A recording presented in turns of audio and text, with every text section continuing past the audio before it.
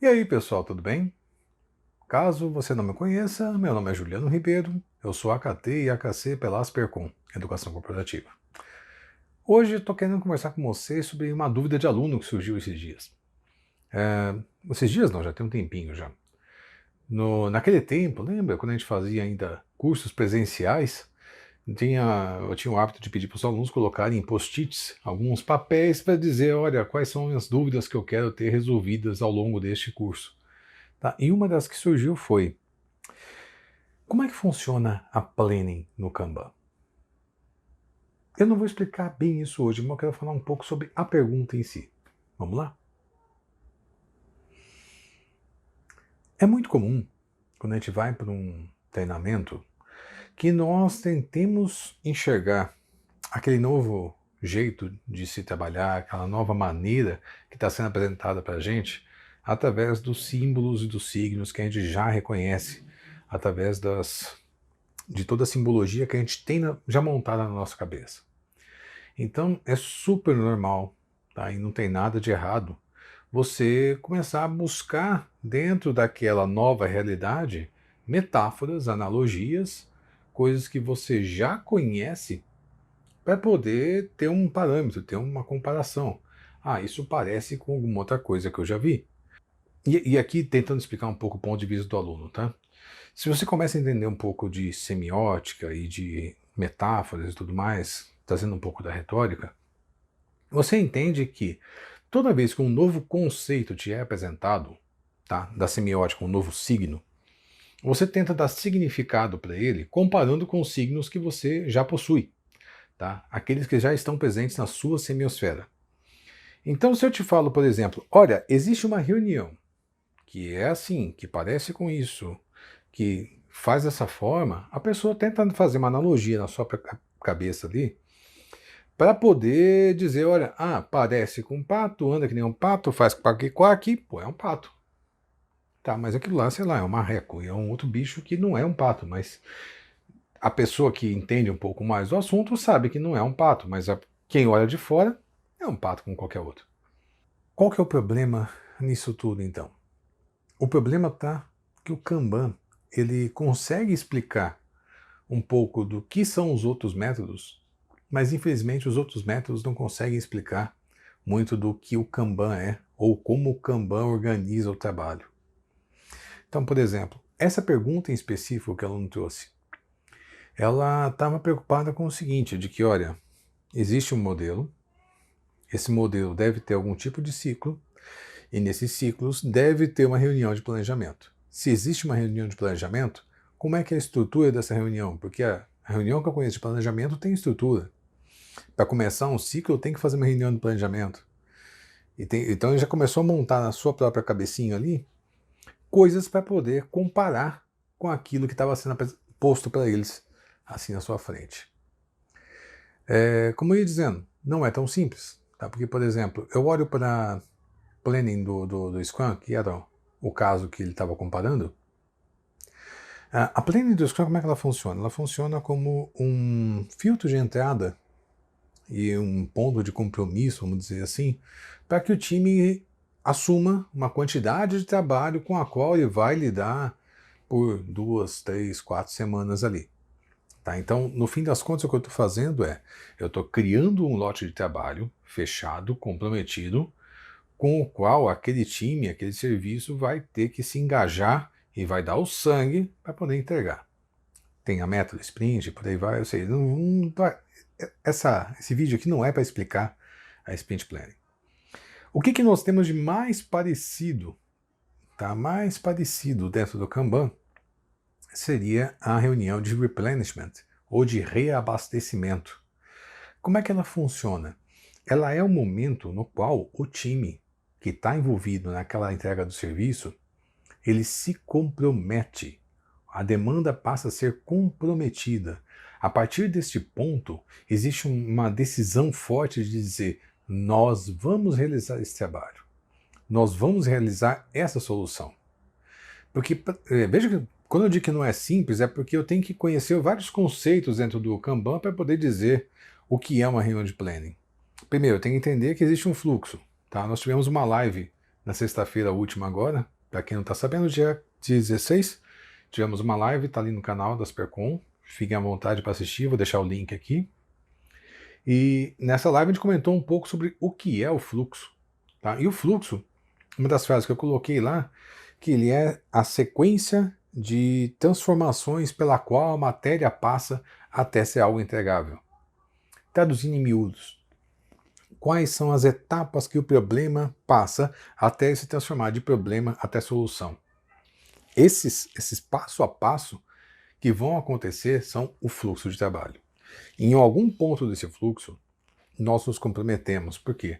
Porque as primeiras fases, esse aqui é um fluxo de agregação de informação, a gente vai aprendendo sobre aquilo que a gente vai entregar ao longo do fluxo. Então, para cada um dos passos que eu dou aqui, eu aprendo mais. Então, eu posso ter uma primeira etapa do meu fluxo, que seria algo do tipo, olha, qual que é o trabalho a ser desenvolvido?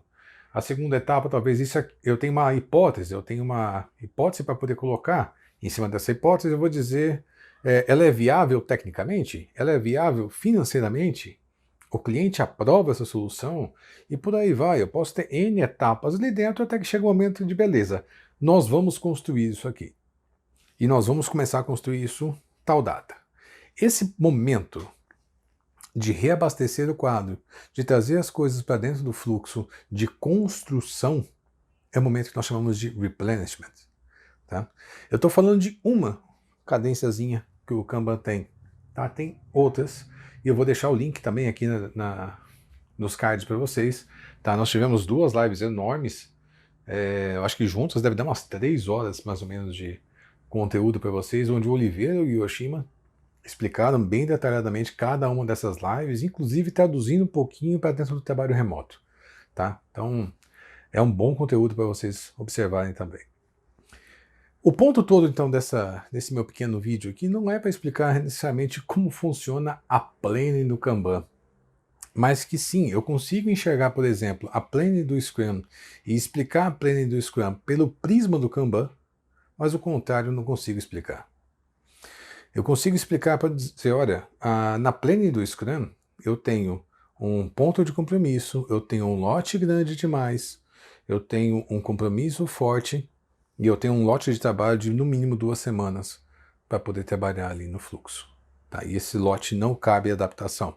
É como se eu assumisse um lote de 2 semanas de data fixa. Tá? Isso eu consigo explicar usando todos os conceitos do Kanban. O contrário eu não consigo. Tá? Por mais que eu me esforce e tentar explicar como é o replenishment do Kanban, olhando o prisma de outros métodos, tá? E aqui eu estou pegando Scrum simplesmente porque é o mais comum, mas tentar fazer isso eu vou acabar inferindo em falha, infelizmente. Tá? Não vai ser uma coisa muito, muito, muito capenga. Não vai funcionar. Então, quando você for, tá? E aqui fica a dica final desse vídeo. Quando você for tentar aprender um novo método, tá? Por mais difícil que isso seja, tá? Eu já falei nos vídeos de semiótica sobre isso, é complicadíssimo se fazer novas analogias, novas conexões, quando você está olhando para um novo conceito e você precisa passar por algumas etapas ali para poder fixar isso bem. Tá? Tem um vídeo que eu falei um pouco do método da Sharon Bowman, que é um jeito bem legal de explicar. Quando eu digo para você que você deve construir o conhecimento junto com o seu aluno, ou com quem você está tentando ensinar, tá? Porque assim, nós todos, tá? E aqui eu tô me colocando, eu sou treinador, ok? Mas você que está hoje inserido como coach na sua organização, ou você que é um Agile Master, Scrum Master, ou qualquer um desses papéis que hoje está dentro de uma organização e está tentando explicar para as pessoas como é que o método Kanban funciona, você, no fim das contas, acaba virando um professor. Tá? Em algum momento da sua vida você vai ter que explicar algo para alguém. E esse explicar algo passa um pouco por esses conceitos que eu estou falando agora. Então, nesse momento que você vai ter que explicar para alguém alguma coisa, você vai ter que usar e valer mão ali de todo tipo de analogia lúdica para que a pessoa construa esse conhecimento, mais do que ela usar os símbolos que ela já conhece. Quando eu estou explicando algo para alguém, a pessoa está tentando fazer essas conexões. Quando ela vivencia uma experiência pela qual ela vai conseguir construir novas conexões, é um outro caminho. Então veja, por exemplo, os nossos treinamentos aqui, tá? Especialmente o KMP1 e o KMP2, a gente se vale de jogos, tá? Ah, Juliano, mas isso não é infantilizar e tudo mais? Não, esses jogos são simulações, tá? Essas simulações, elas simulam situações do mundo real nas quais as pessoas vão poder vivenciar essa tomada de decisão de maneira gerencial. Ficou muito legal, por exemplo, a versão online que a gente fez esses dias, porque é muito bacana você pegar e ficar pulando de sala em sala ali no Zoom e tá observando quais são as conversas que acontecem. As conversas não são necessariamente sobre práticas do Kanban, e isso me alegra bastante, porque o Kanban fica invisível nessas questões. Mas as perguntas são sempre: ah, já está na hora de abrir um novo projeto? Nós temos capacidade para isso? Será que é o momento, dados os impactos financeiros que isso vai dar? Cara, essas perguntas de gestão surgirem nos nossos cursos me alegra demais o coração. Me alegra por quê? Porque eu estou vendo que o Kanban ficou invisível, ficou transparente, mas ele apoia essa tomada de decisão. Ele apoia as decisões gerenciais sem precisar te impor nada. E depois eu passo, depois de algumas iterações ali na nossa simulação, eu explico para as pessoas: olha, lembra aquele momento que você estava decidindo se ia puxar uma nova cartela ou não? Você lembra aquele momento que você estava decidindo se ia abrir um novo projeto ou não? Se era a hora? Se era financeiramente interessante? Se eu tinha capacidade para poder fazer isso? Se não ia impactar alguma outra entrega? Essas discussões aconteciam no momento que nós chamamos de reabastecimento. Isso era a reunião de replenishment. Esse momento dentro do fluxo de vocês. Então perceba que a gente não está falando aqui de eu explicar o que era o Kanban, e aqui a gente está usando um pouco do Teaching for the Back of the Room. Então, eu vou deixar o link nos cards aqui para vocês, de como é que funcionava isso, porque a gente passa toda a parte de conexão, conceito, prática concreta e conclusão em praticamente vários módulos do nosso curso. Você passando por essas etapas, você consegue talvez formar novos símbolos, novos signos e dar novos significados para esses signos nas cabeças das pessoas. Tentar explicar Kanban do prisma de outros métodos vai empobrecer o método, vai complicar o aprendizado, tá? E não vai ser uma metáfora boa para poder fixar essa analogia dentro da cabeça de quem eu estou tentando ensinar. Eu espero que você tenha entendido a minha mensagem aqui.